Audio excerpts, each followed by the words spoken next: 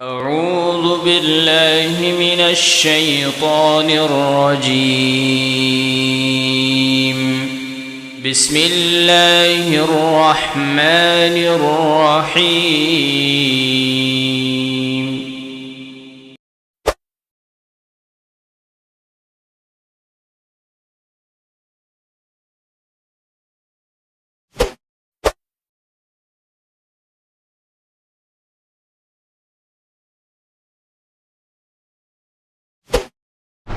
إن الحمد لله ونحمده ونستعينه ونستغفره ونعوذ بالله من شرور أنفسنا ومن سيئات أعمالنا من يهده الله فلا مضل له ومن يضلل فلا هادي له وأشهد أن لا إله إلا الله وحده لا شريك له وأشهد أن محمدا عبده ورسوله.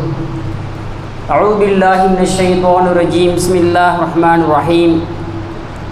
يا أيها الناس اتقوا ربكم الذي خلقكم من نفس واحدة وخلق منها زوجها وبث منهما رجالا كثيرا ونساء واتقوا الله الذي تساءلون به والأرحام إن الله كان عليكم رقيبا. يا أيها الذين آمنوا اتقوا الله حق تقاته ولا تموتن إلا وأنتم مسلمون. يا أيها الذين آمنوا اتقوا الله وقولوا قولا سديدا يصلح لكم أعمالكم ويغفر لكم ذنوبكم ومن يطع الله ورسوله فقد فاز فوزا عظيما. اللهم صل على محمد وعلى آل محمد كما صليت على إبراهيم وعلى آل إبراهيم إنك حميد مجيد. اللهم بارك على محمد وعلى آل محمد كما باركت على إبراهيم وعلى آل إبراهيم إنك حميد مجيد. அளவற்ற அருளாளனும் நிகரற்ற பேரன்புடையனுமாகிய எல்லாமல்ல அல்லாஹ்வின் அழகிய திருநாமம் போற்றி ஆரம்பம் செய்கின்றேன். அன்பிற்கினிய சகோதரர்களே சகோதரிகளே, அஸ்ஸலாமு அலைக்கும் வரஹ்மத்துல்லாஹி வபரகாத்துஹு. நாம் வாழுகின்ற இந்த காலகட்டத்தில் இரண்டு தலைமுறைகளுக்கு இடையில் ஒரு இடைவெளி இருப்பதை நாம் பார்க்கிறோம். ஒரு பெற்றோருக்கும் பிள்ளைகளுக்கும் இடையில் மிகப்பெரிய கேப்பு, மிகப்பெரிய ஒரு இடைவெளி இருக்கின்ற ஒரு காலகட்டத்திலே நாம் வாழ்ந்துகின்றோம். ஜென்சி என்று சொல்கின்ற ஒரு புதிய ஒரு உம்மத்தை உருவாக்கி கொண்டு இருக்கிறது. ஜென்சி என்ற பேர் பெரிய ஜமாத் உருவாக்கி கொண்டு இருக்கிறது. அவர்கள் நினைப்பது தான் சட்டம், அவர்கள் வைப்பது தான் சட்டம் தீர்மானம் என்ற அளவுக்கு ஒரு காலநிலை இன்றைக்கு மாறிக்கொண்டிருக்கு. ஆனால் அவர்களுக்கும் அவர்கள் பெற்றோர்களுக்குமான உறவு எப்படி இருக்கிறது, பாண்டிங் எப்படி இருக்கிறது என்றால் அது தொடர்பட்ட நிலையிலே இருக்கிறார். அவர்கள் கேட்பதையெல்லாம் வாங்கி கொடுக்குறார்கள். R15 வாங்கணுமா, வாங்கி இப்போ என் பிள்ளைக்கு வாங்கி கேட்குறானா, அது எத்தனை லட்சம் வாங்கி கொடுப்பேன். ஆனால் என் பிள்ளை சொர்க்கத்துக்கு போக்குன்ற பிள்ளை சொர்க்கத்துக்கு அனுப்புகின்ற வழியை நான் தேடி கொடுக்குறேனா என்றால் அதில் கேள்வி இருக்கிறது. என் பிள்ளை ஐஃபோன் வாங்கி கேட்குறானா, வாங்கி கொடுப்பேன், கடனைப்பட்டாவது வாங்கி கொடுத்துருவேன். ஆனால் இப்படி சொர்க்கத்துக்கு போகின்ற வழியிலே அவன் இருக்கிறானா என்று ஆய்வு செய்கின்றேனா என்றால் இல்லை. அப்படிப்பட்ட ஒரு கால சூழ்நிலையிலே நாம் வாழ்ந்து கொண்டிருக்கிறோம். இப்படி சமீபத்தில் ஒரு 2 நாளைக்கு முன்னாடி, அநேகமாக செவ்வாய்க்கிழமை என்று நினைக்கிறேன், சுப்ரீம் கோர்ட்டில் ஒரு தீர்ப்பு வருகிறது. டெல்லி உச்சநீதிமன்றத்தில் ஒரு தீர்ப்பு வருகிறது. அந்த தீர்ப்பு தமிழ்நாட்டில் நடந்த ஒரு கொலை சம்பந்தமான ஒரு தீர்ப்பு. ஒரு நரம்பியல் நிபுணர் அவர் படுகொலை செய்யப்படுகிறார். ஒரு 7 பேர் கொண்ட 5 பேர் கொண்ட ஒரு கும்பல் படுகொலை செய்கிறது. 2 பேர் அதுக்கு பின்புலத்தில் இருக்கிறார்கள். அந்த 2013 நடந்த சம்பவம் 21 தீர்ப்பு மாவட்ட முதன்மை நீதிமன்றத்தில் தீர்ப்பாகுது. 5 பேருக்கு தூக்கு தண்டனை, 2 பேருக்கு ஆயுள் தண்டனை என்று சென்னை உயர்நீதிமன்றத்துக்கு போகுது. உயர்நீதிமன்றம் அந்த தீர்ப்பை ரத்து செய்யும். குற்றம் முறையாக நிரூபிக்கப்படவில்லை. வழக்கு உச்சநீதிமன்றத்துக்கு போகுது. உச்சநீதிமன்றம் சென்னை உயர்நீதிமன்றத்தை கடுமையாக கண்டிக்கிறது. நீங்கள் வழக்கினுடைய தன்மையை நீங்கள் முழுமையாக ஆராயவில்லை. மாவட்ட முதன்மை நீதிமன்றம் கொடுத்த தீர்ப்பை நீங்கள் முழுமையாக வாசிக்கவில்லை. நீங்கள் கொடுத்த தீர்ப்பு தப்பு என்று சென்னை உயர்நீதிமன்றத்தை கண்டித்து சுப்ரீம் கோர்ட்டு தீர்ப்பளிக்கிறது. அந்த தீர்ப்பு நமக்கு முக்கியமல்ல. அந்த தீர்ப்பில் நீதிபதி ஒரு ஸ்டேட்மெண்ட் சொல்கிறார். என்ன ஸ்டேட்மெண்ட் சொல்கிறாங்கன்னா, பெற்றோர்கள் பிள்ளைகள் சொல்லுவது எல்லாவற்றையும் நீங்கள் நம்பிவிடாதீர்கள். பிள்ளைகள் சொல்வதை ஆய்வு செய்யுங்கள். என் பிள்ளை என்ன சொன்னாலும் சரிதான் என்று நம்பியதன் விளைவு தான் அந்த உங்கள் பிள்ளை இந்த டாக்டரையும் டாக்டர் மனைவியும் கொலை செய்ய முற்பட்டார்கள். பெற்றோராகி நீங்கள் 2 பேரும் ஆசிரியர்களாக இருந்தும் கூட அந்த பிள்ளைக்கு உறுதுணையாக இருந்து நீங்களும் இன்றைக்கு குற்றவாளியாக மாறிவிட்டீர்கள், கொலை குற்றவாளியாக மாறிவிட்டீர்கள் என்று தீர்ப்பு வழங்குது. தீர்ப்பு வழங்கும் போது ஸ்டேட்மெண்ட் சொல்லுது, பெற்றோர்கள் குழந்தைகள் விஷயத்தில் என்ன சொன்னாலும் சரிதான் என்று நீங்கள் நம்பாதீர்கள், ஆய்வு செய்யுங்கள் என்று சொல்லுகின்ற தீர்ப்பை நான் பார்க்குறோம். இதுதான் இல்லை, யதார்த்தமான நிலை என்னன்னு சொன்னால் பிள்ளைகள் என்ன சொன்னாலும் பிள்ளைகளுக்கு கட்டுப்பட்டு போகின்ற பெற்றோர்களாக தான் இருக்கிறார். ஒரு காலகட்டம் இருந்தது, பெற்றோர்களுக்கு நாமெல்லாம் கட்டுப்பட்ட ஒரு காலகட்டம் இருந்தது. ஆனால் இன்றைக்கு என் சொல்ல பிள்ளை கேட்க மாட்டேங்கிறான், நான் சொல்கிறத என் பிள்ளை கேட்க மாட்டேங்கிறான், எனக்கு கட்டுப்பட மாட்டேங்கிறான் என்று சொல்லுகின்ற ஒரு நிலையில தான் இன்றைக்கு இருக்கின்ற சொசைட்டியிலே நாம் பார்த்து கொண்டு இருக்கிறோம். அன்பிற்கினிய சகோதர சகோதரிகளே, அல்லாஹ்வுடைய மார்க்கம் நமக்கு எப்படிப்பட்ட ஒரு அற்புதமான வாழ்க்கை திட்டத்தை நமக்கு கற்றுக் கொடுக்குதுன்னு சொன்னால், கட்டுப்படுத்துவதற்கோ பிள்ளைகளை கட்டாயப்படுத்துவதற்கோ அல்ல, அவர் இணைந்து வாழ வேண்டும், ஒரு தலைமுறை இன்னொரு தலைமுறையோடு இணைந்து வாழ வேண்டும் என்ற ஒரு கற்பிதத்தை இஸ்லாமிய மார்க்கம் நமக்கு சொல்லி காட்டுகிறது. அல்லாஹ்வின் தூதர் ஸல்லல்லாஹு அலைஹி வஸல்லம் அவர்கள் மக்காவுடைய வாழ்க்கையில் அவர்கள் படாத பாடுபட்டார்கள். குறைஷிகள் அவர்களை பற்றி அவதூறுகளுக்கு மேல் அவதூறுகள் சொன்னார்கள். அந்த நேரத்தில் ஹாரிஸ் இப்னு உஸ்ஸா, அப்துல் உஸ்ஸா என்று சொல்கின்ற ஒரு மனிதர் வந்தார், மக்காவுக்கு வந்தார். அந்த ஹாரிஸ் இப்னு அப்துல் உஸ்ஸா யாருன்னு சொன்னால் ஹலீமா சஅதியா ரலியல்லாஹு அன்ஹா அவருடைய கணவர். ஹலீமா யார்? ரசூல் ஸல்லல்லாஹு அலைஹி வஸல்லம் அவருக்கு பால்குடி தாய். அப்போ இவர் வந்தார். வந்தவரை சுற்றிலும் குறைஷிகள் சொன்னாங்க, உங்கள் மகனை பார்த்தீங்களா, என்ன வேலை பார்க்குறாரு பார்த்தீங்களா, ஊரே 2 ஆக்கிட்டாரு, குடும்பங்களை பிரிக்கிறாரு, உறவுகளை உடைக்கிறாரு என்று அவதூறுகளை அள்ளி வீசினார்கள். அந்த ஹாரிஸ் இப்னு அப்துல் உஸ்ஸா சொன்னார், அப்படியா, முகம்மதை குழந்தை பருவத்திலிருந்தே நான் பார்த்தவன், நான் அந்த முகம்மது இடத்துல நான் பொய்யை ஒரு நாளும் பார்த்ததில்லை, முகம்மது இடத்துல அநியாயத்தை நான் ஒரு நாள் பார்த்ததில்லை, பிறரை ஏமாற்றும் பண்பை நான் ஒரு நாள் பார்த்ததில்லை, அதனால் நீங்கள் சொல்வதை முழுமையாக என்னால் நம்ப முடியாது, நான் என்றாலும் என் மகனிடத்தில் நான் கேட்பேன் என்று சொல்லிவிட்டு நேராக நபி ஸல்லல்லாஹு அலைஹி வஸல்லம் அவர்கள் சென்ற மகனே, உன்னை பற்றி இப்படிலாம் ஊர் மக்கள் சொல்கிறார்களே என்று சொல்லும்போது அல்லாஹ்வின் தூதர் ஸல்லல்லாஹு அலைஹி வஸல்லம் அவர்கள் அந்த குறைஷிகளுக்கு எந்த தாவாவை செஞ்சாங்களோ அந்த தாவாவை தன்னுடைய வளர்ப்பு தந்தையான ஹாரிஸ் இப்னு அப்துல் உஸ்ஸா சொன்னார். ரசூல் ஸல்லல்லாஹு அலைஹி வஸல்லம் சொன்னாங்க. சொன்ன உடனேயே ரசூல் ஸல்லல்லாஹு அலைஹி வஸல்லம் கையை பிடித்து அஷ்ஹது அல்லா இலாஹா இல்லல்லாஹ் வ அஷ்ஹது அன்ன முஹம்மது ரசூலுல்லாஹ் என்ற கலிமாவை சொல்லி இஸ்லாத்தை ஏற்றுக்கொண்டார் என்பது வரலாறாக இருக்கிறது. அப்போ ஒரு வளர்ப்பு தந்தையாக கொஞ்ச காலம்தான், சின்ன வயதில் நபி ஸல்லல்லாஹு அலைஹி வஸல்லம் வளர்த்தவர். ஆனால் அவருடைய அந்த உளவியல் நபி ஸல்லல்லாஹு அலைஹி வஸல்லம் அவரை பற்றி எப்படிப்பட்ட புரிதல் இருந்திருக்கிறது பாருங்கள். சிறு வயதில் அவர் எப்படி வாழ்ந்தார்கள் என்பதை வைத்து அந்த இளம் வயதில் அவர் எப்படி வாழ்வார் என்பதை பற்றி தீர்ப்பிடுகின்ற அளவுக்கு அவருடைய ரசூல் ஸல்லல்லாஹு அலைஹி வஸல்லம் வாழ்க்கை எப்படி இருந்தது, அது பெற்றோர்களுடைய வாழ்க்கை எப்படி இருந்தது என்பதை நாம் பார்க்க முடிகிறது. நம்பிக்கைய சகோதர சகோதரி, இப்படிப்பட்ட பிள்ளைகளாக நம்முடைய பிள்ளைகள் இருக்கிறார்களா என்பதுதான் இன்றைக்கு மிகப்பெரிய கேள்வியாக இருக்கிறது. அல்லாஹ்வின் தூதர் ஸல்லல்லாஹு அலைஹி வஸல்லம் அவருடைய பெற்றோர்களுடைய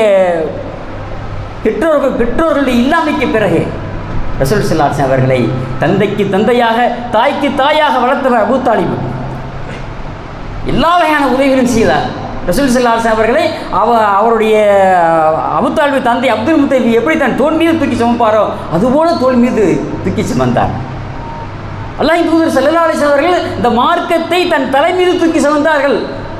அல்லாஹ்வின் தூதரை தன் தோள் மீது தூக்கி சுமந்தார் அபூ தாலிப்.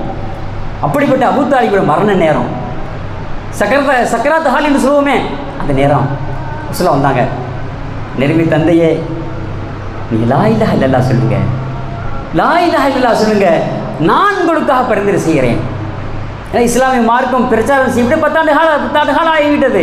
10 காலத்தில் இஸ்லாமிய மார்க்கத்தை ஏற்றுக்கிறல, தொழுகலை, நோன்பு வைக்கல, ஹஜ்ஜி பண்ணலை, எதுவும் செய்யலை மார்க்க அடிப்படையில். ஆனால் மார்க்கத்தை தூக்கி பிடித்தார். அந்த ஒன்றுக்காக நான் அல்லாஹ்விடத்தில் பரிந்துரை செய்து உங்களுக்கு சொர்க்கத்தை வாங்கி தருகிறேன் என்று சொன்னபோது தலைமாட்டில் இருந்த அபூ ஜஹல் உத்பா சொன்னான், அபூ தாலிபே, அப்துல் முத்தலிப் மார்க்கத்தை நீ புறக்கணிக்க போகிறாயா என்று கேட்டபோது சென்டிமெண்ட் குறுக்க வந்துச்சு. நபி ஸல்லல்லாஹு அலைஹி வஸல்லம் பார்த்து சொன்னா, மகனே, நான் அப்துல் முத்தலியுடைய மார்க்கத்தில் இருந்துட்டு போகிறேன் அப்படின்னு சொல்லி மௌத்தாயிட்டார். மௌத்தா போனதுக்கு ரசூல் ஸல்லல்லாஹு அலைஹி வஸல்லம் உள்ளம் குமுறியது, கண்கள் கண்ணீர் வடித்தது. அல்லாஹ்விடத்தில் பிரார்த்தனை செய்தார்கள், யா அல்லாஹ் அபூ தாலிப் பாவத்தை மன்னித்து விடுவாயாக என்று பிரார்த்தனை செய்தார்கள். நான் உங்களுக்காக பிரார்த்தனை செய்வேன் என்று சொன்னார்கள். ஜனாசாவை பார்த்து சொன்னார்கள், பிரார்த்தனை செய்தார்கள். அல்லாஹ் தஆலா வசனத்தை இறக்கிற சூரத் தௌபாவுடைய 113 நினைக்க வசனத்தை இறக்கி, ஒரு நபிக்கு அது தகுதி இல்லை, இணை வைப்போராக மறைத்த ஒருவருக்கு பிரார்த்தனை செய்வது ஒரு நபிக்கு தகுதி இல்லை என்று அல்லாஹ் தஆலா வசனத்தை இறக்கும் வரையிலும் அபூ தாலிபாக துஆ செய்தார் ரசூல் ஸல்லல்லாஹு அலைஹி வஸல்லம். அப்போ அந்த பாண்டிங் எப்படி இருக்கு பாருங்க. அந்த தந்தைக்கு தந்தையாக தாய்க்கு தாயாக வாழ்ந்த அபூ தாலிபோடு இணக்கமான ஒரு வாழ்க்கை, அவருக்காக பிரார்த்தனை செய்கின்ற பிள்ளையாக ரசூல் ஸல்லல்லாஹு அலைஹி வஸல்லம். ஒரு கட்டத்தில் மதீனாவில் ரசூல் ஸல்லல்லாஹு அலைஹி வஸல்லம் அவர்கள் இருக்கிறார்கள். சதக்காவினுடைய பொருள் வந்தது, நமக்கெல்லாம் தெரிந்த விஷயம், ஆயிரக்கணக்கான முறை கேட்டிருப்போம். ரசூல் ஸல்லல்லாஹு அலைஹி வஸல்லம் அவருடைய பேரரான ஹுசைன் ஒரு பேரித்தம்பழத்தை எடுத்து சாப்பிட்டு விட்டார். ரசூல் ஸல்லல்லாஹு அலைஹி வஸல்லம் அவர்கள் உஹு சீன்னு சொல்கிறாங்க, துப்பிவிடு. ரசூலுல்லாஹ் சொன்னாங்க, அமா ஷஅர்த அன்னாலா நஅக்குல சதக்கா, சதக்காவினுடைய பொருளை அஹ்லுல் பைத்தினராகிய நாம் சாப்பிடக்கூடாது என்று உனக்கு தெரியாதா? சின்ன பையன்ட்ட சதக்காவின் பொருளை அஹ்லுல் பைத்தாகிய நபியின் சந்ததிகளாகிய நாம் சாப்பிடுவது ஹராம் என்று உனக்கு தெரியாதா? அப்படி துப்பிட்டார். கேட்ட உடனே ஹுசைன் துப்பினார். அப்போ ஒரு பக்கம் அபூ தாலிபோடு நெருக்கம், ஒரு பக்கம் அந்த பேரனோடு நெருக்கம். எப்படி 3 தலைமுறை நெருக்கம்? இன்றைக்கு அந்த நெருக்கம் நம்மிடத்தில் வேண்டும். அந்த நெருக்கம் இருக்கிறதா இன்றைக்கு நம்மிடத்தில்? அல்லாஹ்வின் தூதர் ஸல்லல்லாஹு அலைஹி வஸல்லம் அவர்கள் இப்படிப்பட்ட ஒரு வாழ்க்கையை வாழ்ந்தார்கள். தெருவில் நடந்து போவாங்க ரசூலுல்லாஹ், சின்னஞ்சிறுவர்கள் விளையாடி கொண்டிருப்பார்கள். அந்த விளையாடி கொண்டிருக்கிற சிறுவர்களோடு அஸ்ஸலாமு அலைக்கும்னு சொல்வார்கள், அவர்களோடு சேர்ந்து விளையாடுவார்கள். எப்படி நேச்சுரல் லைஃப்பில் ரசூலுல்லாஹ் இருக்குன்னாங்க பாருங்க. இயற்கையாக சிறுவர்களோடு, அவங்களுக்கு வயசு 50, 53 வயசு, 55 வயசாச்சு. அந்த வயசில் ஒரு 10-12 சிறுவர்களோடு சேர்ந்து விளையாடுகிறார்கள். அந்த நடைமுறை நம்ம இடத்தில் இன்றைக்கு இருக்கிறதா? சிலாத்துக்காக இருக்கிறோம். அவர் ரசூல் ஸல்லல்லாஹு அலைஹி வஸல்லம் அவர்கள் அப்படிப்பட்ட தனித்தீவான வாழ்க்கைகளை போல 2 கலந்து வாழ்ந்தார்கள். பெரியவர்களோடும் சிறியவர்களும் 2 கலந்து வாழ்ந்தார்கள். ஒரு சிறுவன் பறவை வைத்து விளையாடி கொண்டிருந்தார். ரசூல் ஸல்லல்லாஹு அலைஹி வஸல்லம் பார்த்துட்டு போனாங்க. சில நாட்கள் கழித்து, சிறுவனே யா குலாம், என்னாச்சு உடைய பறவை? யார் சொல்ல மௌத்தாயிருச்சு. அந்த பறவை மௌத்தாயிருச்சு. ரசூல் ஸல்லல்லாஹு அலைஹி வஸல்லம் அவருடைய முதுகை தட்டி கொடுத்து ஆறுதல் சொல்கிறார்கள். இப்படி ஒரு 2 கலந்த ஒரு வாழ்க்கை ரசூலுல்லாஹ்வுடைய வாழ்க்கையாக இருந்தது. ஆக சிறுவர்களோடும் பெரியவர்களோடும் நாம் இன்றைக்கு நம்முடைய அந்த சங்கிலி தொடராக அந்த உறவு பேணப்பட வேண்டும், அந்த உறவுகள் நெருக்கமாக இருக்க வேண்டும் என்ற ஒரு மிகப்பெரிய பாடத்தை இஸ்லாமிய மார்க்கம் நமக்கு வாழ்வியலாக சொல்லித் தருகிறது. அந்த வாழ்வியல் குறைந்ததுடைய விளைவு இன்றைக்கு ஒரு தலைமுறை தனியாகவே வாழ்கிறார்கள். எக்ஸாமில் ஃபெயிலா உடனே தற்கொலை பண்ணிடுறான், எக்ஸாமில் ஃபெயிலா உடனே மனநிலை மாறிடுறான். அவனுக்கு கிடைக்காத, அவன் விரும்பாத ஒன்று நடக்கலையா அடிக்கிறான், யாரையை போட்டு அடிக்கிறான். வீட்டில் அம்மாவை அடிக்கிறான், அத்தாவை அடிக்கிறான், அண்ணனை அடிக்கிறான், தம்பி அடிக்கிறான், அக்காவை அடிக்கிறான். இல்லை, அது மாற வேண்டும், அது வர வேண்டும். அப்போ நம்ம இந்த இளைய தலைமுறையோடு நாம் இணக்கமாக வாழ வேண்டும். அல்லாஹ்வின் திருத்தூதர் இப்ராஹிம் அலைஹிஸ்ஸலாம் அவர்கள் தன்னுடைய மகனை பார்ப்பதற்காக வர்றாங்க. இஸ்மாயில் அலைஹிஸ்ஸலாம் அவர்கள் தன்னுடைய குடும்பத்தினருக்கு உணவு கொண்டு வருவதற்காக, வேட்டையாடுவதற்காக வேட்டை பொருளை சீவி கொண்டிருக்கிறார்கள். கல் மேல் உட்கார்ந்து வேட்டை கருவி சீவி கொண்டிருக்கிறார்கள். அன்றைக்கு அதான் வாழ்க்கை, அன்றைக்கு அதான் ஜீவாதாரம். பொருளாதாரம் என்பது அந்த ஒரு முறை வேட்டைக்கு போவாங்க, ஒரு முறை கிடைக்கின்ற வேட்டை பொருள் ஒரு வாரம் 10 நாளைக்கு தாங்கும், கிடைக்காமையும் இருக்கும். வாழ்க்கை. துறை தூரத்திலேயே இப்ராஹிம் அலைஹிஸ்ஸலாம் மகனை பார்த்துட்டாங்க. அஸ்ஸலாமு அலைக்கும் யா இஸ்மாயில் அஸ்ஸலாமு அலைக்கும். அப்படியே எழுந்து போய் இமாம் புகாரி அவர்கள் நேர்முக வர்ணனை பண்ணுறாங்க. ஒரு தந்தையும் மகனும் எப்படி உறவு கொண்டு ஆடிக்கொள்வார்களோ அப்படி உறவு கொண்டு ஆடினார்கள். கட்டணைத்தார்கள், முத்தமிட்டார்கள், கண்ணீர் வடித்தார்கள், ஆனந்த கண்ணீர் வடித்தார்கள். அப்படியே புகாரி இமாம் சொல்கிறாங்க, ஒரு தந்தையும் மகனும் எப்படி நீண்ட நாள் சிந்திப்புக்கு பிறகு உருவாடுவார்களோ அப்படி உருவாடினார்கள். உருவாடி விட்டு இப்ராஹிம் அலைஹிஸ்ஸலாம் சொன்னாங்க, மகனே, அல்லாஹ் எனக்கு ஒரு உத்தரவிட்டிருக்கிறான், அல்லாஹ் எனக்கு ப்ராஜெக்ட் தந்திருக்கிறான், ஒரு பணியை தந்திருக்கிறான், அந்த பணியை செய்வதற்காக நான் வந்திருக்கிறேன், எனக்கு உன்னுடைய உதவி தேவை, சொல்லுங்கள் தந்தையே. இப்ராஹிம் அலைஹிஸ்ஸலாம் தான் நின்ற இடத்திலிருந்து கொஞ்சம் தூரத்தில் ஒரு மேட்டுப்பகுதி காட்டி, இது வரைக்கும் மேட்டுப்பகுதி, இந்த பகுதியிலே அவனுக்கு ஒரு ஆலயத்தை எழுப்ப வேண்டும், ஒரு மஸ்ஜிதை எழுப்ப வேண்டும் என்று எனக்கு கட்டளையிட்டிருக்கிறான், நீ எனக்கு உதவி செய்வாயா? அப்படி தூக்கி போட்டாங்க. வாழ்வாதாரத்துக்கான தேவை, வாழ்வாதாரத்துக்கான அந்த முயற்சியில் ஈடுபட்டவர்கள் அதை அப்படியே புறந்தள்ளிவிட்டு தந்தையின் கையை பிடித்தார்கள். வாருங்கள் தந்தையே. கல் சுமந்தார்கள், மண் சுமந்தார்கள், தண்ணீர் சுமந்தார்கள், அல்லாஹ்வுடைய பேராலயத்தை கட்டி எழுப்பினார்கள். கட்டி எழுப்பி அல்லாஹ்ட துஆ செஞ்சாங்க. போக போகிற நேரத்தில் அல்லாஹ் கூப்பிட்டான், என்ன போகிறீங்க? போகக்கூடாது. வாஹிதுனா இலா இப்ராஹீம வ இஸ்மாயில, இப்ராஹிம் இடத்திலும் இஸ்மாயில் இடத்திலும் நான் வாக்குறுதி வாங்கினேன். என்ன வாக்குறுதி? அந்த ஹீரா நீங்கள் தூய்மைப்படுத்த வேண்டும். அந்த ஹீராலில் பைத்தி, அந்த பைத்தை, இந்த ஆலயத்தை நீங்கள் தூய்மைப்படுத்த வேண்டும். வாஹிதுனா இலா இப்ராஹீம வ இஸ்மாயில அந்த ஹீராலி பைத்திய லித்தாயிஃபீன, தவாஃப் செய்வதற்கு வருவார்கள், அதற்காக நீங்கள் தூய்மைப்படுத்த வேண்டும். வல் ஆகிஃபீன, இழ்திகாஃப் இருப்பதற்கு வருவார்கள், தூய்மைப்படுத்த வேண்டும். வர்ருக்காய் சுஜூத், ருக்கு செய்வதற்கும் சுஜூத் செய்வதற்கும் கூட்டம் கூட்டமாக வருவார்கள். அதனால் அந்த ஆலயத்தை நீங்கள் தூய்மைப்படுத்த வேண்டும். கட்டி முடிச்சுன்னு போகிறேன்னு சொல்கிறீங்க, போகக்கூடாது. தூய்மைப்படுத்துங்க, கழுவி விடுங்க, கூட்டுங்க, பாய விரிங்க. அந்த மாபெரும் அந்த பேராளுமைகளிடம் இல்லாத வாக்குறுதி வாங்கலாம். உங்கள் வாழ்நாள் முழுவதும் உங்களுக்கு இதுதான் பணி, உங்களுக்கு அதை தூய்மைப்படுத்த வேண்டும். அவர் தந்தையும் மகனுமா சேர்ந்த தந்தை சொன்ன உடனே தன் வாழ்வாதாரத்தை தூக்கி எறிந்து விட்டு கட்டுவதற்கு போனார். அல்லாஹ் சொன்ன உடனே அந்த ஆளை தூய்மைப்படுத்துவதற்கு போனார். அவருடைய சந்ததிகள் அப்படியே வாழையடி வாழையாக அப்படியே வந்து, அதனானுடைய சந்ததி, அப்படியே குசை பின் ஹிலாபுடைய சந்ததி, ஹாஷிமுடைய சந்ததி, ஹாஷிமுடைய சந்ததி, அப்துத்தார் அப்துல் மனாஃப் சந்ததி, இப்படியாக வாழையடி வாழையாக அந்த ஆலயத்தை மேம்பாடு செய்கின்ற பணிகளை, அந்த ஆலயத்தை தூய்மைப்படுத்துகின்ற பணிகளை அந்த சந்ததியினர்கள் செய்தார்கள் என்பதை வரலாறு நமக்கு சொல்லி காட்டுகின்றது. ஆக ஒரு தலைமுறைக்கு இன்னொரு தலைமுறைக்குமான பாண்டிங் என்பது, உறவு முறை என்பது, அது நிகழ்காலத்தில் தொடர வேண்டும், எல்லா காலத்திலும் அது தொடர வேண்டும் என்பதைத்தான் அல்லாஹ்வுடைய மார்க்கம் நமக்கு எதிர்பார்க்கிறது. அன்புக்குரிய சகோதரர்களே சகோதரிகளே, ஆக இப்படிப்பட்ட சூழலில் தான் அல்லாஹ் தஆலா பேசுகிறான். நாளை மறுமை நாளை பற்றி இப்ராஹிம் அலைஹிஸ்ஸலாம் அவர்கள் சொல்லுகிறார்கள். தன்னுடைய தந்தையிடத்தில் சொல்கிறாங்க, அல்லாஹ்வுடைய அந்த படைப்புகளை பற்றி, அல்லாஹ்வுடைய வல்லமைகளை பற்றிலாம் பேசிக்கிட்டே வருகிறார்கள்.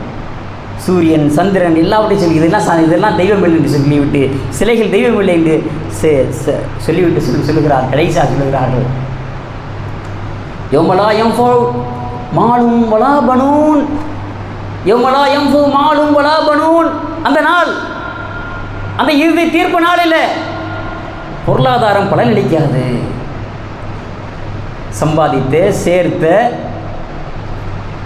வருமானம் ஈட்டிய எந்த பொருளாதாரம் நாளைக்கு பலனளிக்காது. அது மட்டுமா, வலா பனூன், சந்ததிகளும் பலனளிக்க மாட்டார்கள், பெத்த பிள்ளையும் பலனளிக்காது. இப்ராஹிம் அலைஹிஸ்ஸலாம் ஸ்டேட்மெண்ட் இது, பெத்த பிள்ளையும் பலனளிக்காது. ஆனால் சிலர் இருக்கிறார்கள், அவர்களுக்கு பெத்த பிள்ளைகள் பலனளிக்கும். நாளை மறுமை நாளில் பெத்த பிள்ளைகள் மறுமை நாளில் பலனளிக்கும். யார் அவர்கள்? இல்லாமன் அத்தல்லாஹு பிகல்பின் சலீம், இல்லாமன் அத்தல்லாஹு பிகல்பின் சலீம், யார் தூய்மையான உள்ளத்தோடு அல்லாஹ்வை சந்திக்க வருகிறார்களோ அந்த கல்பின் சலீமுக்கு பிள்ளைகள் உதவுவார்கள். பெற்ற பிள்ளைகளுடைய உதவி நாளை மறுமை நாளில் கிடைக்கும் என்று இப்ராஹிம் அலைஹிஸ்ஸலாம் அவர் சொன்னதை அல்லாஹ்வே வாக்குறுதியோடு சொல்கிறார். இப்ராஹிம் அலைஹிஸ்ஸலாம் நீங்கள் பாருங்கள், மறுமை நாளில் உதவுவார்கள் என்பது ஒரு பக்கம் இருக்கட்டும், உலகத்திலே உதவுகிறார்கள் இல்லையா? எத்தனை ஆயிரம் ஆண்டுகள் ஆயிடுச்சு அவர் வாழ்ந்து மறைந்து, எத்தனை ஆயிரக்கணக்கான ஆண்டுகள் ஆயிடுச்சா இல்லையா? இஸ்மாயில் என்ற பெயரை கேட்ட உடனே நானும் நீங்கள் அலைஹிஸ்ஸலாம் சொல்கிறோமா இல்லையா? கோடானு கோடி மக்கள் சொன்னார்களா இல்லையா? கோடானு கோடி மக்கள் சொல்லிக் கொண்டிருக்கிறார்களா இல்லையா? இஸ்ஹாக் என்ற பெயரை கேட்ட உடனே அலைஹிஸ்ஸலாம் அல்லாஹ் அவர்களுக்கு அருள் செய்து துவா செய்கிறோமா இல்லையா? துவா செய்தார்களா இல்லையா? துனியா வாழ்க்கையிலேயே அவர்கள் பெற்ற பிள்ளைகள் பலனளிக்கும் பிள்ளைகளாக மாறி போனார்கள். முன்மாதிரி பிள்ளைகள் மாறி போனார் இப்ராஹிம் அலைஹிஸ்ஸலாம் அவர்களுக்கு. நாளை மறுமை நாளிலே அவர்கள் பலனளிக்காமல் இருப்பார்களா? பலனளிப்பார்கள். கல்பின் சலீமாக நாம் வாழ்ந்து, கல்பின் சலீமாக நம் பிள்ளைகளை நாம் வளர்த்தால் நாளை மறுமை நாளிலே நம்முடைய பிள்ளைகள் பலனளிப்பார்கள். அல்லாஹ் தூதர் ஸல்லல்லாஹு அலைஹி வஸல்லம் அவர்கள் ஒரு மனிதனுடைய மரணத்துக்கு பிறகு எல்லாம் கட்டா எல்லா தொடர்பும் இருந்துடும், மூன்றை தவிர. அதில் ஒன்று என்ன தெரியுமா? வலதுன் சாலிஹுன் யதுஉ லஹு, வலதுன் சாலிஹுன் யதுஉ லஹு. பெற்ற பிள்ளை கபூரில் வந்து கபூரில் பலனளிப்பான். எப்படி? யதுஉ லஹு, அவன் கேட்குற துவா, பெற்ற பிள்ளை கேட்குற துவா. அந்த பெற்ற பிள்ளை சாலிஹான பிள்ளையா வளர்த்திருந்தால் அவன் துவா கேட்பான், அந்த துவா கபருக்கு வரும் என்று சொல்கிறார் ரசூல் ஸல்லல்லாஹு அலைஹி வஸல்லம். அப்படிப்பட்ட பிள்ளைகளாக நாம் நம்முடைய பிள்ளைகளை வளர்த்தால் அவர்கள் ஜென்சி பிள்ளைகள், ஜென்சி கூட்டமாக இருந்தாலும் நமக்கான பிள்ளைகளாக இருப்பார்கள், அவர்கள் நிச்சயமாக இருப்பார்கள். அப்படிப்பட்ட ஒரு சமூகத்தை உருவாக்க வேண்டிய கடமை நமக்கு இருக்கிறது. நிச்சயமாக இடைவெளி என்பது இருக்கக்கூடாது. இதுதான் இப்ராஹிம் அலைஹிஸ்ஸலாம் நமக்கு சொல்லித் தருகின்ற பாடமாக, அவர்களுடைய வாழ்க்கை தருகின்ற உச்சகட்டமான ஒரு பண்பாடாக இருக்கிறது என்பதை நாம் புரிந்து கொள்ள வேண்டும். அல்லாஹ் தஆலா அப்படிப்பட்ட தொகைக்கு நமக்கு தருவானாக. வாஹிர் தாவானா அல்ஹம்துலில்லாஹ்.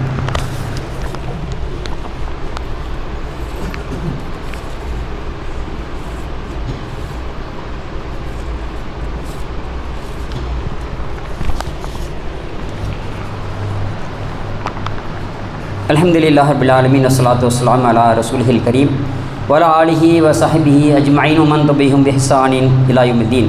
அன்பிற்கினிய சகோதர சகோதரிகளே, அல்லாஹ்வுடைய மார்க்கத்தில் மறுமை நாளில், நாளை மறுமையில் ஒரு மனிதன் பயன்பெற வேண்டுமானால் அவனுடைய பொருளாதாரமும் பயனுள்ளதாக இருக்கணும். சம்பாதித்த சேமித்த பொருளாதாரம் பயனுள்ளதாக இருக்க வேண்டும். அவன் பெற்றெடுத்த வளர்த்த ஆளாக்கிய கெட்டதெல்லாம் கொடுக்குறோமா இல்லையா? கேட்க கொடுக்குறோமா இல்லையா? அந்த பிள்ளைகள் நாளை மறுமைக்கு உதவணுமா இல்லையா? கபருக்கு உதவணுமா இல்லையா? அவன் இந்த உலக வாழ்க்கையிலேயே அவன் உதவாக்கரையாக இருந்தால், என் பேச்சை கேட்க மாட்டேங்கிறான் என் பிள்ளைன்னு சொன்னால், நாளை மறுமையில் எப்படி உதவுவான்? நான் மூத்தா போனதுக்கப்புறம் என் கபருக்கு அவனுடைய துவா எப்படி வரும்? அந்த ஒரு மாபெரும் அங்கலாய்ப்பை தான் ரசூல் ஸல்லல்லாஹு அலைஹி வஸல்லம் அவர்கள் இந்த உம்மத்துக்கு போதித்தார்கள். அப்படி இருக்காதீங்க, ஒன்றிணைந்து வாழுங்கள்.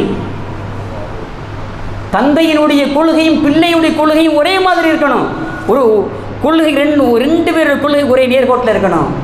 ரப்பனா வஜஅல்னா முஸ்லிமைன் லக்க, இப்ராஹிம் சார் கேட்டாங்க, காபத்தில் கட்டிட்டு கேட்கணும், யா அல்லாஹ் எங்கள் இருவரையும் லா இலாஹ இல்லல்லாஹ் வாழச் செய்வார், முஸ்லீமாக வாழச் செய்வார்.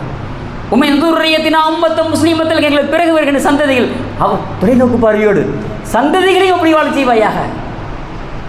வாரினா மனாசிக்க நான் ஒத்துப்பு அடையினா, எங்களுக்கு உன்னை வணங்குகின்ற இந்த வழிமுறை காட்டித்தா, எங்கள் பாவங்களை மன்னித்து விடு என்று துஆ செய்தார்கள் இப்ராஹிம் அலைஹிஸ்ஸலாம். சந்ததிகளை பற்றி மிக மிக மிக கவலைப்பட்டார்கள். அதனால்தான் அவர்களையும் அவர்களுடைய சந்ததிகளையும் நாம் ஆண்டுக்கு ஒரு முறையில் ஆண்டின் அத்தனை நாட்களும் அவர்களை பற்றி நாம் யோசிக்கிறோம்.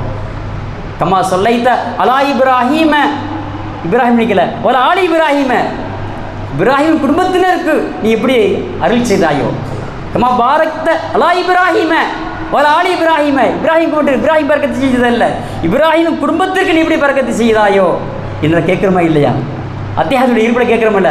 5 நேரம், ஒரு நாளைக்கு 5 நேரம் அவரை நினைவு கூறப்பட வேண்டிய ஒரு நபராக, ஆண்டுக்கு ஒரு முறை ஜெயந்தி கொண்டாடப்படுகின்றவராக அல்ல, அஞ்சலி செலுத்தப்படக்கூடியவர் அல்ல, ஆண்டு முழுவதும் அவரை 5 நேர தொழுகையில் நினைவு கூறப்பட வேண்டிய ஒரு பேராளுமையாக அல்லாஹ் தஆலா ஆக்கியிருக்கிறான்னு சொன்னால், அவருடைய வாழ்க்கை எப்படிப்பட்ட வாழ்க்கை? கல்பின் சலீமாக அவருடைய வாழ்க்கை இருந்தது. தூய்மையான உள்ளத்தோடு அவர் வாழ்ந்தார், பிள்ளைகளை அப்படி வளர்த்தெடுத்தார். அப்படிப்பட்ட சிறந்த வாழ்க்கை வாழ்வதற்கு நம் அனைவருக்கும் அல்லாஹ் தஆலா தௌஃபீக் செய்வானாக, அருள் செய்வானாக. அல்லாஹும்ம இஸ்ஸில் இஸ்லாம வல் முஸ்லிமீன் வதில்ல ஷிர்க வல் கஃபரத வல் முஷ்ரிகீன் ஃபன்சுர்னா அலல் கௌமில் காஃபிரீன் ரப்பனா ஆத்தினா ஃபித் துன்யா ஹஸனா ஃபில் ஆখিরাতি ஹஸனத்தன் வ கினா அஸாபன்னார் வஆখির தஅவானா அல்ஹம்துலில்லாஹி ரப்பில் ஆலமீன். அஸ்ஸலாமு அலைக்கும். இது போன்ற மார்க்க சொற்பொழிவுகள் மற்றும் இஸ்லாமிய காணொளிகள் காண நமது தமிழ் இஸ்லாமிக் ஃபுட்டேஜ் என்கிற யூடியூப் சேனலை சப்ஸ்கிரைப் செய்து கொள்ளுங்கள். ஜஸாக்குமுல்லாஹு கைரன் கஸீரா.